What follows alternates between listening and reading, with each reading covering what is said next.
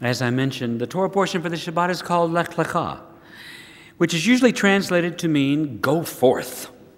This is the command that God gave to Abram. That's before he became Abraham. The portion Lech Lecha is actually anticipated by the final verse of last week's portion. This verse states, "And the days of Terach," that's Abram's father, "the days of Terach were 205 years, and Terach died in Haran."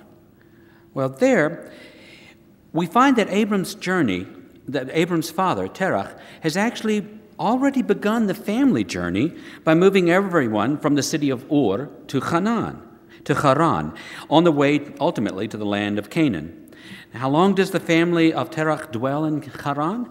Well, Rashi states that Avram and his wife Sarai lived in Haran with Terach for more than 60 years.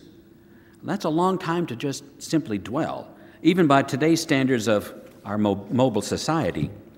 Although the story doesn't specifically state this, Rashi was puzzled as to why then does the Torah mention the death of Terach before the departure of Avram. Rashi answers this by saying, in order that Abram's leaving home during his father's lifetime might show us his son's disrespect for the father, and therefore he withheld. By remaining until after the death of his father, Abram modeled the type of behavior that demonstrated why he was deserving of a good name. By stating that Terach has died, Abram is now available to receive his divine command to go forth. So, now we begin this week's portion, Lech Lecha. Vayomer Adonai el Avram Lech Lecha. And the Lord said to Abram, "Go forth." According to Rashi, the great medieval rabbinic commentator, this can also be translated as "go forth for your own benefit" or "go forth for your own good." The verse continues with, from your land, from the land of your birth, from the house of your father, and unto the land which I will show you," as Debbie Friedman's song continued for us. Whose land is this to which Abram is commanded to go by God? Well, just 4 verses into the portion we read, "And they set out for the land of Canaan." And then just 3 verses later, we read, "And v'haknaani az ba'aretz," and the Canaanites were then full in the land. Well, I imagine they were in the land since it was theirs. So let me stop here for a moment and say that I'm not leading up to a discussion of which group has the original deed and title to the Promised Land.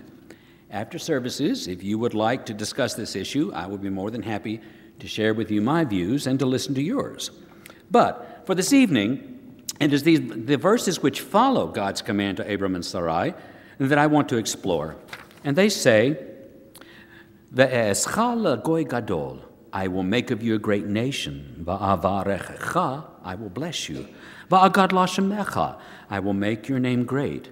"Ve'heye bracha," and you shall be a blessing. "Va'avarecha mevarechecha," I will bless those who bless you, umakalelcha aur, and curse those who curse you. V'nivrecha v'chakol mishpachot ha'adama, and all the families of the earth shall bless themselves by you, or perhaps even through you. Wow, what a concept. And all the families of the earth shall bless themselves by you. And how will they do that? Well, let's just look at the first promise. "I will make of you a great nation." You notice it doesn't say a mighty nation, a warring nation with power and world dominion. It describes a nation deserving of being called a light unto the nations of the world. And then it continues, "I will bless you." I think that one's clear enough. "And I will make your name great." That means that it is not by our desire or control that we achieve a great name. It is through our actions and through God. Like that wonderful commercial which says, "We do things the old-fashioned way. We earn it." Well, we do this by our actions, by the way we live our lives. Or as the prophet Ezekiel, speaking on behalf of God, states, "That they may walk in my statutes and keep my ordinances and do them, and they shall be my people, and I will be their God." Well, the Torah continues, "I will bless those who bless you." Well, as the kids today say, I'm good with that one. "And curse those who curse you." Well, this one troubles me. To acknowledge that God will actually curse someone, bring them harm, is a difficult concept for me to grasp personally. The only way I can reconcile this passage is by simply saying, if you live a life which is so filled with hate for another that you must curse them, then your life will in turn be no better than that curse. And all the families of the earth shall bless themselves by you. Well, here Rambam, another medieval commentator, really shines forth. His commentary states, all the families of the earth will cite Abraham in blessing, not just themselves, but in blessing others as well. I love that. This is the passage that I would like for us to focus on. Imagine every family on earth, not just nations with their borders and cultural boundaries within those, but families will bless themselves through Abraham. Certainly gives one pause when you consider the painful history of the Jewish people. One cannot help but wonder, when does the blessing part actually come into being? So we look at history of the Western world, and what do we see? An astounding fact. It is almost impossible to enumerate all of the ways in which Jewish values and ideals have become deeply imprinted upon the very fabric of our culture. More than just giving the world the Bible. Over the centuries, the Jewish people have made major contributions in the realm of science, medicine, religion, the arts, and the list goes on. We have been a light unto the nations in so many ways. Whether the world wishes to acknowledge it or not, we can take some measure of pride in the fact that through us, the Jewish people, the world has been enriched and it has been blessed. But we are not the only people who trace our lineage back to Abraham. Through Hagar, Abraham's concubine, and their son Ishmael, the families of what we call today the Muslim world has the same claim on this birthright, this blessing. Remember Rambam's commentary. All the families of the earth will cite Abraham in blessing. Not just themselves, but in blessing others as well. And what of the Christian world? They trace their lineage through the Jewish people and back to Abraham. Does it really matter who can or cannot claim lineage back to Abraham? What can it hurt? And if they do make this claim, will these families bless themselves by the other families as well? One can only hope.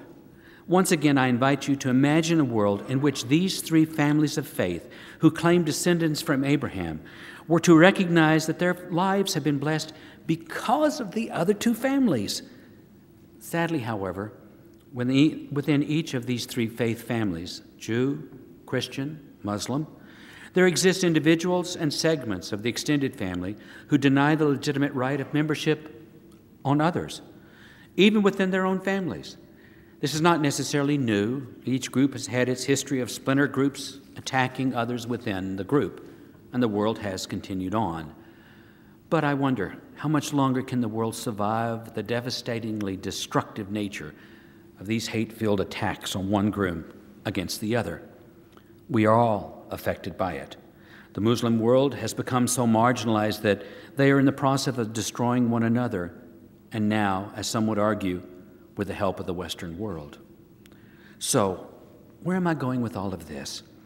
I propose a different perspective for each of the three faith families I've mentioned, Jews, Muslims, and Christians. I propose that we change our focus from, you are not part of my family, you're not really Jewish or Muslim or Christian. Let's change it to something that says, through my family and through your family, the world has been blessed by God. Maybe we would even stop long enough to tell the other person, thanks for sharing the blessing. Maybe then we could also say, thanks for sharing the world. Shabbat Shalom. Good Shabbos.